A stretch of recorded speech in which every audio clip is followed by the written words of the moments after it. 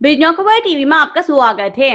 दुनिया में इस बार मुहर्रम का महीना 26 जून से शुरू हुआ है। मुहर्रम इस्लामिक कैलेंडर का पहला महीना है जिसे शौक और गम के रूप में मनाया जाता है। इस महीने में मुस्लिम समुदाय के लोग शादी या कोई भी प्रोग्राम नहीं करते हैं, सिर्फ मातम बनाते हैं। मुहर्रम के महीने का खास दिन असूरा होता है जो कि 10वें दिन होता है। इस बार असूरा 6 जुलाई को है। दरअसल इस दिन लोग पैगंबर मोहम्मद के नाती इमाम हुसैन की शहादत को याद करते हैं जो करबला की जंग में अपने परिवार के साथ शहीद हुए थे।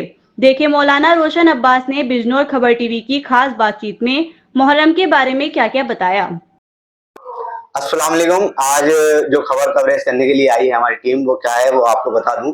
मुहर्रम जो गम का महीना कहा जाता है, मुझे भी पिछले साल पता चला था। हकीकत ये है, देखिए जैसी आप जनता जहाँ रहती है उसी माहौल में रहना पड़ता है, तो हमें भी नहीं पता था। मैं भी मुहर्रम देखने आता था, ढोल डगा के, मतलब वो गुनाह करा है मैंने।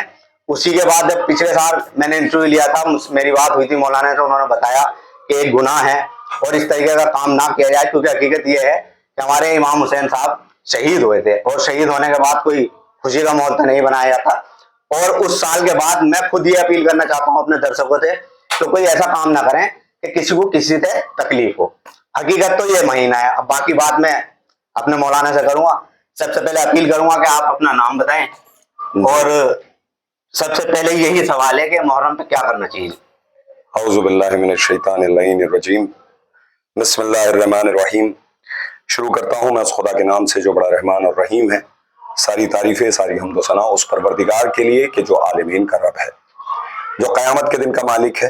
ऐ परवरदिगार, हम तेरी ही इबादत करते हैं और तुझसे ही मदद चाहते हैं, किस बात के लिए कि हमें राह मुस्तकीम के ऊपर कायम और दायम रख।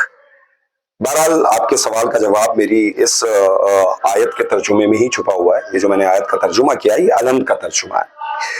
तो आपने मुझसे पूछा कि मुहर्रम पे क्या करना चाहिए, तो जब मुझे ये समझ में आ जाए कि कोई शय क्या चीज है, तो तब मुझे समझ में भी आता है कि उसके लिए मेरी क्या जिम्मेदारियां हैं।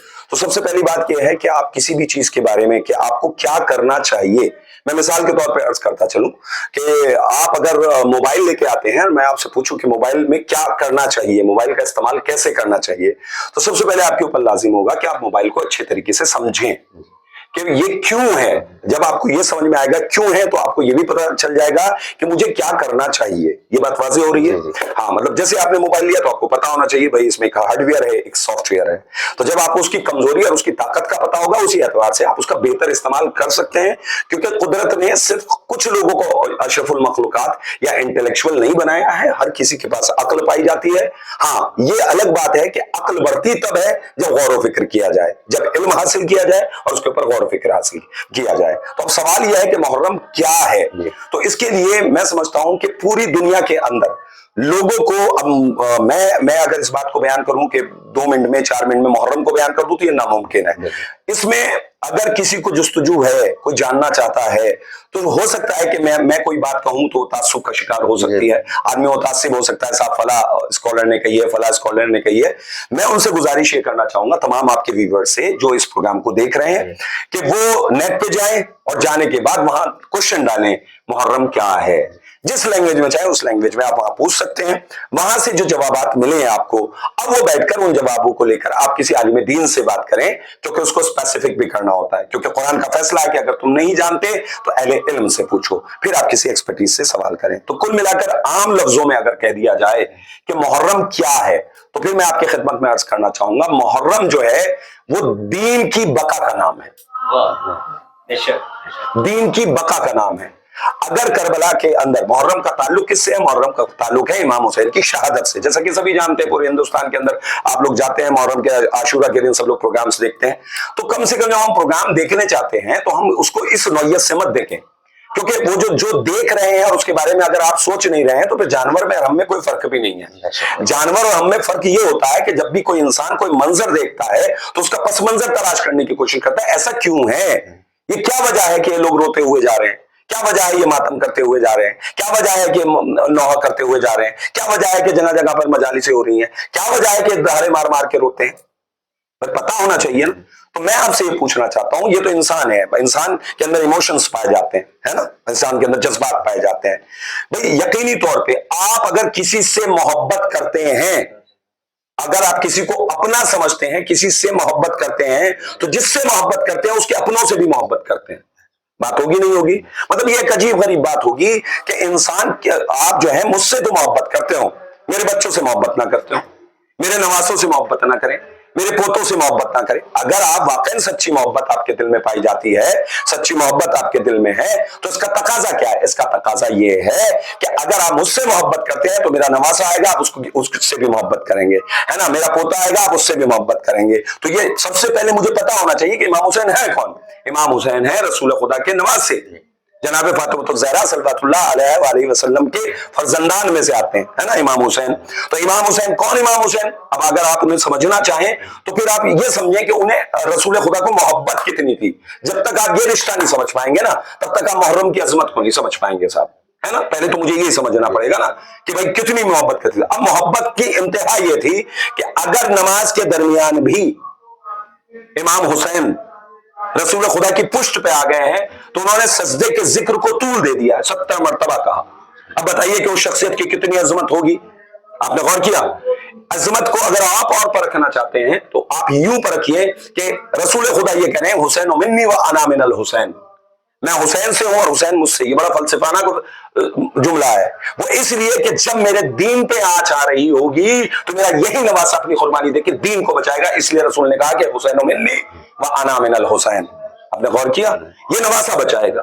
تو آپ ذرا غور و فکر کریں، جسے عید کے دن اپنے کندھوں پہ بٹھا کے لے کے جاتے ہوں، جنہیں اپنی زلفیں پکڑا دیتے ہوں، اب ظاہری طور پہ محبت کا جو اظہار ہوتا ہے وہ اسی طریقے سے ہوتا ہے۔ ایک آدمی اپنے کندھے پہ اپنے نواسوں کو لیے گھوم رہا ہے تو کیا اب آپ کو بتانے کی ضرورت ہے کتنی محبت کرتا ہے؟ آپ غور کریں، آپ اپنے بچے کو کندھے پہ بٹھا کے گھوم رہے ہیں تو کیا زمانہ سمجھ نہیں سکتا کہ آپ لوگ کہیں گے ارے بھائی بڑی محبت کرتے ہیں اس والے بیٹے سے؟ کرتے ہیں نہیں کرتے ہیں؟ تو پہلے دیکھیے امام حسین کا کوئی وجود نہیں اگر رسول کا وجود نہیں، پہلی بات، اور رسول کا بھی کوئی وجود نہیں اگر رسول خدا کا بھی کوئی وجود نہیں اگر خدا نہیں۔ خدا کی وجہ سے ہم رسول کی عزت کرتے ہیں اور رسول کی وجہ سے امام حسن اور امام حسین کی محبت کرتے ہیں۔ ان کے نواسے کو کربلا کے میدان میں 3 شب و روز کا بھوکا پیاسا شہید کر دیا گیا۔ انشاءاللہ یہ میں بتاؤں گا کہ وہ شہادت کیوں ہوئی تھی، کیسے ہوئی تھی، انشاءاللہ یہ دوسرے پروگرام میں انشاءاللہ آپ کی خدمت میں حاضر کروں گا۔ اس لیے تمام امت مسلمہ کو جو بھی رسول سے عشق کرتا ہے اس کے اوپر واجب ہے، اس کے اوپر لازم ہے کہ وہ اپنی محبت کا اظہار اس ڈھنگ سے کرے کہ جب رسول کے گھر میں غم ہو تو غم منائے، جب خوشی ہو تو خوشی منائے۔ اگر ان کے گھر میں آج غم ہے تو ہمیں سب کو مل کے غم منانا چاہیے، اور میں کہتا ہوں منانا چاہیے نہیں، مناتی بھی ہے، کیونکہ ہر آدمی کے غم منانے کے انداز الگ ہوتے ہیں۔ ہر بچہ جب گریا کرتا ہے تو ایک طریقے سے نہیں کرتا، کوئی آنسو پی کے گریا کرتا ہے، کوئی آنسو دکھا کے گریا کرتا ہے، کوئی آواز بلند کر کے گریا کرتا ہے۔ تو میرا ماننا یہ ہے کہ پوری ملت مسلمہ ہی نہیں بلکہ جہاں جہاں پر بھی انسانیت کا دل دھڑکتا ہے ہر اس آدمی کے دل کے اندر امام حسین کا غم پایا جائے گا، اور وہ امام حسین کے غم والے دن اپنے آپ کو غمزدہ دکھانے کی کوشش کرے گا۔ السلام علیکم ورحمۃ اللہ۔ ایک آخری سوال ہے، تو زیادہ سمے نہ لے کے آپ کا، تو لاکھوں لوگ دیکھ رہے ہیں آپ کو، کتنے سمے کا مہینہ ہوتا ہے محرم کا؟